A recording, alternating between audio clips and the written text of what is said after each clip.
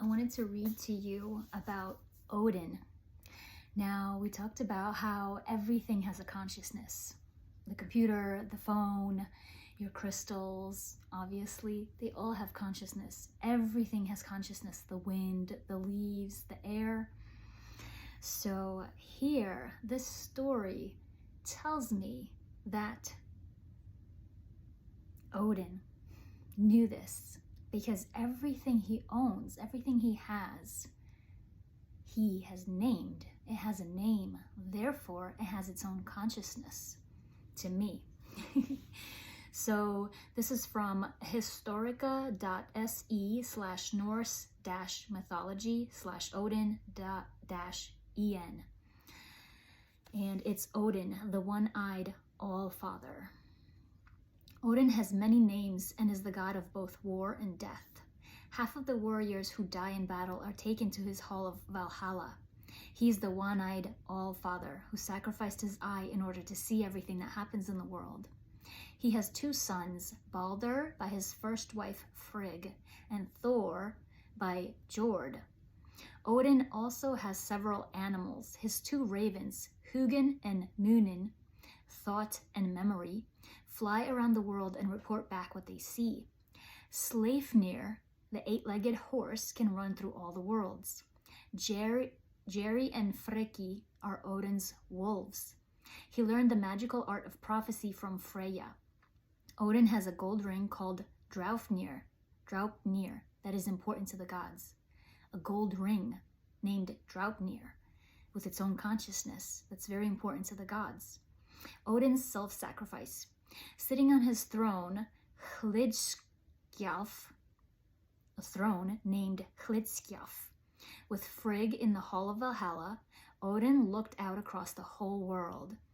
But he wanted to know everything and gain wisdom and knowledge of things hidden from him. This was a desire that drove him to sacrifice himself. Kind of like me, I want to know everything. He sacrificed his eye in Mimir's well, and he threw himself on his spear, Gungnir.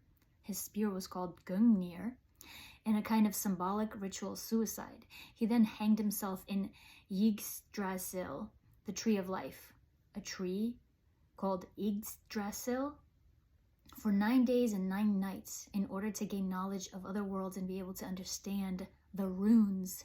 The runes, R-U-N-E-S, are notches or a type of written system of communication, like our letters. The runes are the original ancient communication, and you could see pictures of these online. During his sacrificial actions, he saw visions and received secret wisdom. The magical knowledge he gained made him able to cure the sick, calm storms, turn weapons against his attackers, make women fall in love, and render dangerous troll women harmless, often just with a look.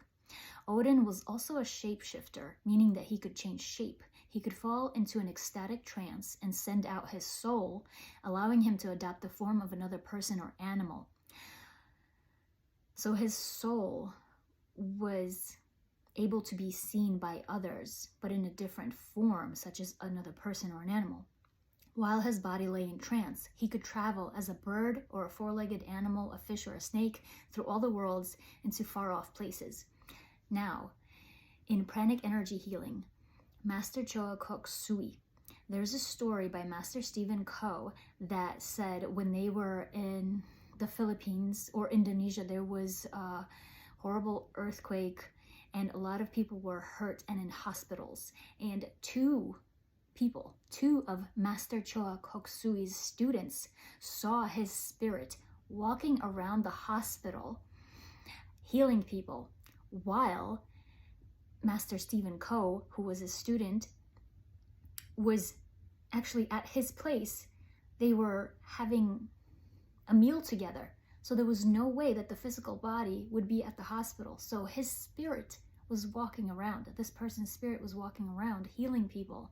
And 2 other people saw his spirit. Not one person, 2.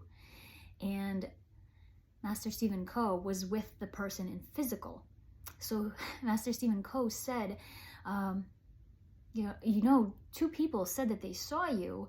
your spirit walking around there healing people. And then Master Choa Kok Sui answered, oh, no wonder why I never feel refreshed. I'm always tired.